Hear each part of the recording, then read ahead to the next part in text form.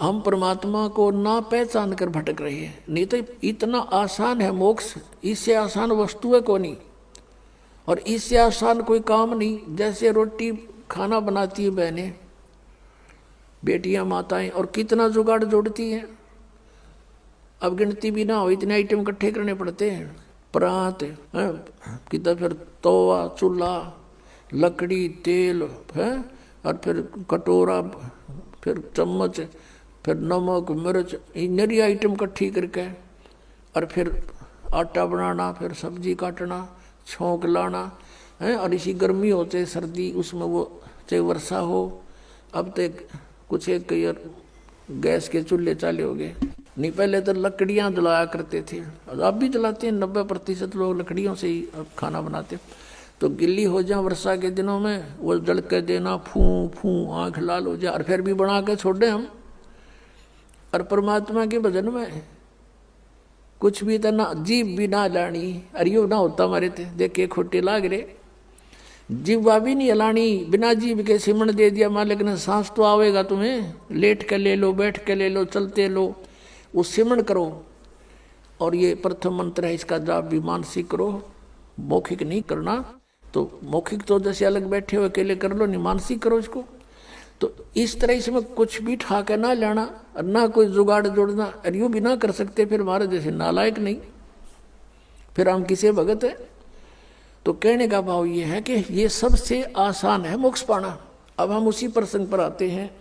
तो ऐसे परमात्मा हमें चार्ज कर गए, और चार्ज करके चले गए। मालिक सहश्री राय थे, सहश्री चले गए, तो हम मालिक को नहीं पहचान सके, इसलिए उनसे विमुख हो गए थे। परमेश्वर ने एक लीला की थी। अब परमात्मा के बहुत से शिष्य हो गए, और सत्संग किया करते थे, वहाँ पर भक्त आते थे, बेटियां बहनें भी आती थी। तो जब हमें सुख हो जाता है तो हम अपने परमात्मा में भी दोष निकालना शुरू कर देते। ये मन की आदत है, मन चाहता है इसे दूर करूं किसी प्रकार परमात्मा से। एक वैश्या थी गणिका, उस बेटी ने, बहन ने रात्रि के समय सत्संग सुन लिया। कोई दया हुई परमात्मा की, वह झांकी में बैठ गई अपने मकान में। रात का समय था, कहीं दूरी पर सत्संग हो रहा था, और रात्रि का जो साइलेंट पीरियड होता है, बिल्कुल शांत मौसम होता है, वातावरण, दूर तो का आवाज़ जाती है, और परमात्मा तो चाहे उसको सुना दे घर दूर बैठे। तो उस बेटी ने सारी रात सत्संग सुना कि मानुष जन्म परमात्मा पाने के लिए प्राप्त हुआ है, और इसकी भक्ति ना करके असंग जन्म कुत्ते बने, असंग जन्म गधे बने। वो सारी डिटेल मालिक ने सत्संग में सुनाई। तो उस बेटी का एकदम प्रेरणा होगी। पुण्यात्माओं, सत्संग एक ऐसी वस्तु है, ये ऐसा तत्व है कि आत्मा को जोड़ कर धर देता है, चाहे कसाई भी क्यों ना हो। तो उस बहन की नींद हराम होगी, तेने तो जुल्म कर दिया, तेरे तो कोड लगेगा, बुरा हाल होगा, और शुभ काम कोई बना नहीं है भगवान, अब क्या बने। सारी रात बेचैनी में इधर उधर घूमती रही। जब सत्संग के बोलिया तो अगले दिन वो फिर मालिक ने दया करी, वहीं आसपास किसी दिन 1-2 दिन के बाद वहीं सत्संग उसके हो गया आसपास। अब वो लड़की वहाँ पहुँची, परमात्मा से कहा कि हे गुरुवर, क्या मेरे जैसी पापन का भी उद्धार हो सकता है। परमात्मा ने कहा बेटा, उसने कहा, परमेश्वर ने पूछा कि आप क्या बात बेटी, या तो कोई भी मुझे निरपराध व्यक्ति नजर नहीं आता, सभी कोई ना कोई अवगुण करते ही रहते हैं, और सत्संग में उसी का समाधान होता है। उस लड़के ने कहा, परमात्मा मैं तो बहुत निकम्मी औरत हूँ, ऐसे ऐसे मैं गणिका हूँ, वैसा हूँ, क्या मेरे जैसी दुष्टा का भी उद्धार हो सकता है। परमात्मा ने कहा बेटा, अब कितना ही मैला कपड़ा है, उसका साफ करने का तरीका साबुन और जल है। सत्संग यही काम करता है। लेकिन बेटी, पीछे बनी सो बनी, आगे मत करना। कान पकड़ दिया उस बेटी ने कि आज के बाद परमात्मा कुछ भी नहीं करूंगी मैं, अपना मांग का भोजन खा लूँगी। फिर परमात्मा ने कहा बेटा जो भी तेरा ठीक है संस्कार था, लेकिन इस संस्कार को चेंज कर देंगे हम, भक्ति करना। अब उस लड़की ने उपदेश ले लिया। अब पुणात्मा जिसका लागा सोतन जाना, उसने तेन सोचा तू मरगी कति बिरान माटी होगी तेरी, और उम्र भी 40-45 के आसपास हो चुकी है। और पुण्यात्माओं को ये काल जगह जगह अच्छी बुरी तरह फंसाता है।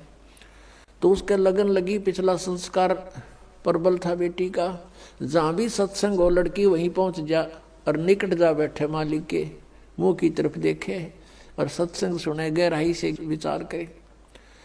अब क्या होता है कि वहाँ संगत में जैसे कोई और बाहर के व्यक्ति कहने लगे रहे तुम्हारे गुरुजी के पास तो वैश्या भी जान लगी, सुप्रसिद्ध वैश्या थी वहाँ उसकी काशी शहर की। तो कुछ एक ने तो अपनी बहन बेटियों को, अपने जैसे पुत्रों को जाना बंद करवा दिया, और कुछ एक जो वहाँ जाते थे वो उस लड़की को धमकाने लग गए, तो मत आया कर यहाँ पर, तने गुरुजी की बेइज्जती करा दी है, सारे शहर में चर्चा हो रही है। अब वो रुके क्योंकि उसको तो मुश्किल तरह पाया बेचारी ने, और वहाँ से दूर होगी तो उसने हिसाब ला लिया कि तेरा तो नाश हो गया, नरक में भी ठिकाना नहीं है। तो अगले दिन परमात्मा के सामने रोने लगी, प्रभु आपकी बेटी है तो पापन, प्रदाता अपना आश्वासन दिया है कि पापी भी पार हो जाते हैं, इस आस में मैं आपके चरणों में लग रही हूँ और मुझे यहाँ आने के लिए मना किया जा रहा है। परमात्मा ने कहा क्या बात सारी बता, कि ऐसे ऐसे कुछ भक्त कहते हैं, कुछ माई कहती हैं कि तू नीच है, यहाँ मत आया कर, गुरुजी की बेइज्जती करा दी। तब परमात्मा ने कहा बेटा तू खूब आया करे, और तुझे मना करे उसको मुझे बताना है। फिर परमात्मा ने सत्संग के माध्यम से उनको आगाह किया, भाई कुष्टी हो वह संत बंदगी कीजिए, हो वैश्या के विश्वास चरण चित दीजियो। यदि कोई भगत के कोड भी लाग रहा हो, चाहे कैंसर हो रही हो, लाड़ पड़ती हो, और वो भक्ति कर रहा है, नाम ले रखा है, उससे नफरत नहीं करनी चाहिए, उसको भी सत्साई बुलावे, प्यार से बोले। ये तो किसी का भी हो सके यह बीमारी, तो आपका भी हो सके जब बकवाद करोगे तो। लेकिन अब वो भक्ति कर रहा है तो भक्त हो गया वो, और इससे उसको राहत भी मिलेगी। और जैसे कहते हो वैश्या के विश्वास चरण चित दीजिए, यदि किसी बहन बेटी गलती से किसी भी दुष्कर्म में फंसी हुई है और वो भी सच्ची लगन से भक्ति करती है, कहते हैं उसको भी रिस्पेक्ट देना, बकवाद नहीं करनी चाहिए। तो इस तरह के बहुत से प्रमाण दिए कि इंसान अपने अवगुणों को नहीं देखता, दूसरों में दोष निकालता है। और ये खास बात होती है कि चोर को चोर दिखाई देते हैं और दुष्कर्मी को सभी दुष्कर्मी दिखाई देते हैं। जैसे एक चोर आकर के एक नेक व्यक्ति के घर पर रुक गया, राह चलता अतिथि बन के। अब उस नेक व्यक्ति ने उसको एक नेक अतिथि जाना, क्योंकि वो स्वयं नेक था, उसने उसको चोर नहीं माना, खाना खिलाया, बढ़िया वस्त्र दिए, सर्दियों के दिन थे, अपने घर में चौक में सोया जहाँ आप सो रहा था। अब धनी तो सो गया ठाठ से, चोर उठा, उसका धन निकाल कर रात को चंपत हुआ। अब वो चोर तो चोर था, लेकिन उस नेक आदमी को चोर दिखाई नहीं दिया। फिर एक नेक व्यक्ति उस चोर के घर पर डट गया, राह चलता। अब उसने रोक लिया, रुक गया। अब वो नेक व्यक्ति तो सामने सो गया उसके घर पे, और वो सारी रात जागता रहा, कदे यूँ चोरी कर ले जा रात ने, कदे चोरी कर ले जा रात ने, यूँ जागता रहा। क्योंकि वो दोष उसमें खुद विद्यमान था, उस नेक व्यक्ति में नहीं था, अतिथि में।